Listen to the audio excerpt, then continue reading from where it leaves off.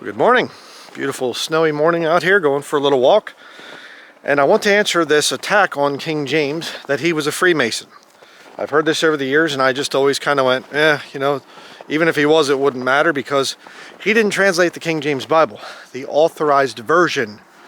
It was authorized by him. He was the king at the time and he said, okay, I'll protect you while you're making the translation to the 54 scholars that worked on the King James Bible, 47 till it was finished.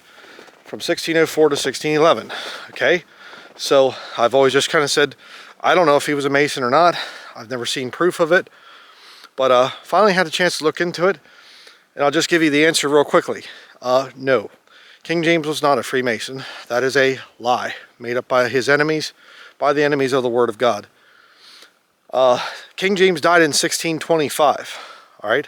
I'm going to give you all the details here. I'm going to show you Masonic websites to prove what I'm saying. King James died in 1625. Freemasonry was formed in 1717. How could he be a Freemason if it was formed nearly 100 years after his death? Okay, so as I'm walking here, I'm going to walk over and show you what I just bought. Just spent a good amount of money on something. Well, I haven't paid for it yet. The guy that I bought it from, he's coming tomorrow morning and I'm going to pay him then. But I want to show you an interesting thing I bought. I'm really excited about it. And but let me get my notes out here. I'm going to be putting some screenshots up from the United Grand Lodge of England website. Okay, the big one, the big boys, the founding whatever organization of Freemasonry. Okay, here's the website, the United Grand Lodge of England.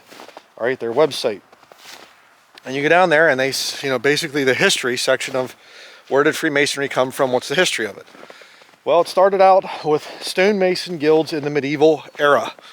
All right, if you were a carpenter, if you were a timber framer, did post and beam construction, stonemasonry work, whatever, back in the past they would have you be part of a guild of craftsmen. I myself was part of a guild of master craftsmen many years ago as a wood turner.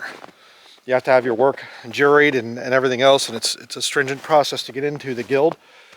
But it was no Masonic stuff or whatever else. It was just, it enabled me to sell my work at an art gallery that was for the guild of master craftsmen. All right, but they only want the best of the best, right? And that's, back in the past I was able to get into that. All right. So that's how it started. Stonemason guilds in the medieval era. They had their tactics and techniques and everything of building with stone. The ancient cathedrals and castles and everything else, they're quite talented, okay? I've seen Catholics, they'll come out and they'll say, oh, these guys, they built these amazing temples. It was almost like they were angels or something that built it. No, it was just guilds, all right? You had to be the best to get into the guild. Right, there was no, it was the Millennial Kingdom because they built such cathedrals or whatever. No, it wasn't.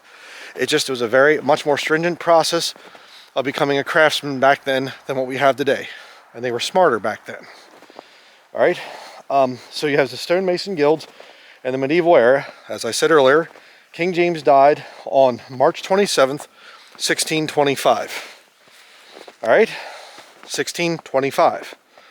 In 1646, Elias Ashmole became the first speculative Mason. All right, what does that mean? What is a speculative Mason?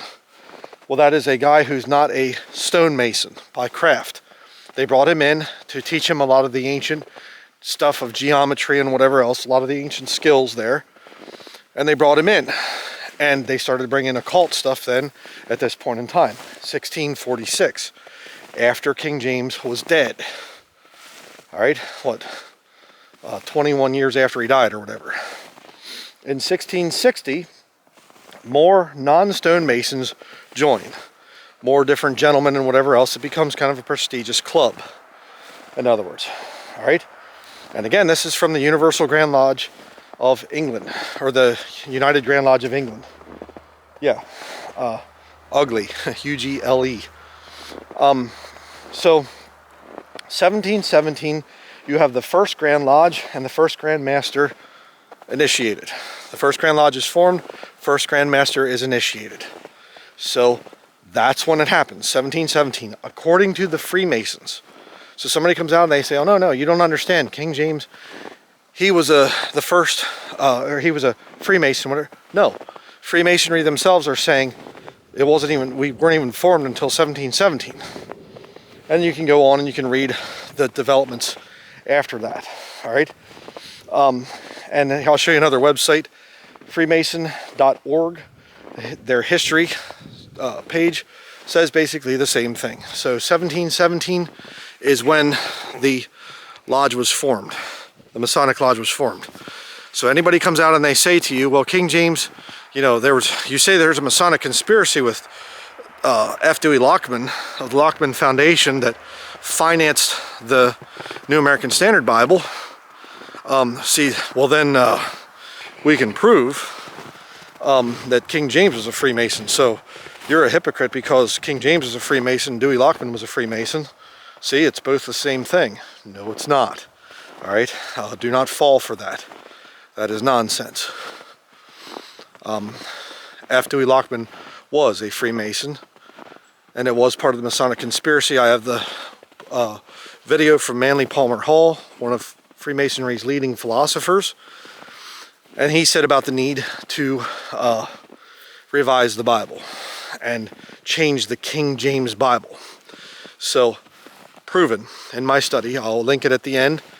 But you ready to see what I bought? I'm excited about this. Well, like I said, not bought yet because I have to pay for it tomorrow. But here we go. I'll show you. Back there. Look at that pile of logs. Log on, you know. It's 26 cords of firewood is what I got. Well, it's not firewood yet. I mean, if you had a big enough stove, I guess it could be. One that could hold 16-foot logs. But yeah, I bought local loggers in the area here. You can see the tracks from the log truck right there. And they delivered this big load of logs for me. Maple and birch and things. I don't know if there's any beech in it or not, but mostly maple and birch, yellow birch. But yeah, I've got my work cut out for me. And so this is going to help out quite a bit. It's fairly expensive to buy all this wood. But the thing that takes a long time with doing firewood on my own land is going and getting the firewood. It's felling the trees and things. It doesn't take a huge amount of time.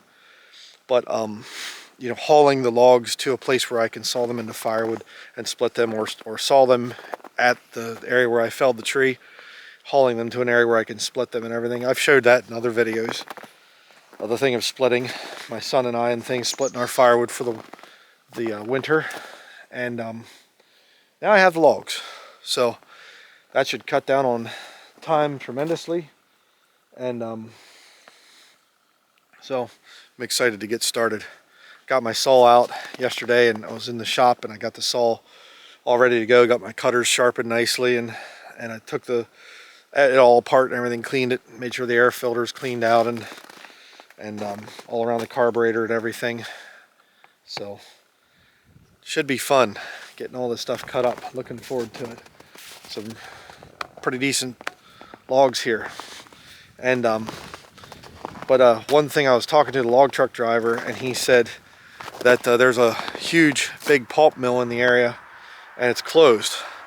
And he said, not really sure what's going on right now. And he said there's some different thoughts and they're saying it might not reopen. They're not sure yet, but if it does reopen in 2026, he said, kind of wondering if it's going to be, they already laid off 110 people, he told me. And he said that have to wonder if they're going to be using some automation to replace even more people. It's scary. This normally would have gone for the pulp mill, but he said they're just not buying anything. So he said these logs are on the ground, they're not making any money, so he said they're going to sell them as firewood.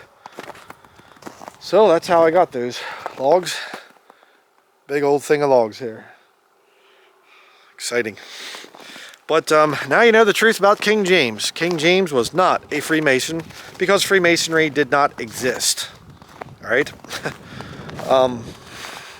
The lies, you know, just ridiculous.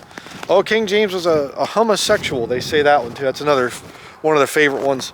No, he was married and he had 7 children. Okay? And there's accusations about him being a, quote, homosexual. Wait till the truck goes by. Those accusations came out 20 years after he was dead. Okay? Kind of like the, oh, King James was a Freemason. Oh, yeah. Oh, you mean the organization that started nearly 100 years after King James died? You know? And again, King James was let's just say he was a homosexual, occultist, Freemason, whatever. That doesn't affect the translation of the Bible. Right? Just would be a politician that authorized the translation work. Very, very poor argument. So, don't let anybody shake your faith in the Word of God. Fight against this nonsensical new version stuff. But I have to get going. We have to do some shopping today, some food shopping. And I'm excited for that. A little cold out here right now. Didn't wear any gloves. My hands are starting to freeze, so need to get in there. But I guess that's going to be it.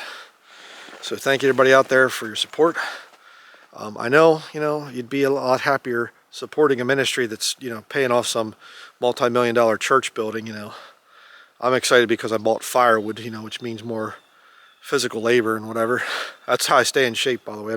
I've never even been in a gym, fitness gym or whatever else. It's just something I've never done. Actually, that's not true. I did go into a gym one time, Gold's Gym, because my brother used to print t-shirts, my older brother, and he printed up a bunch of Gold's Gym t-shirts, and we had to deliver the shirts. So that was one time I did walk into a gym, you know, with people in there lifting weights and wearing their spandex and whatever else. And I've always been repulsed by that, so I'd rather, and I'm going to be sawing and splitting the firewood here this month. So it's not, I'm going to wait for it to get warm so I don't, you know, my toes don't get cold or something.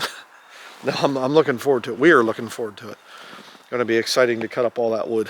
So, but anyhow, that's it. Thank you very much for watching. Don't believe lies about King James. They're not true.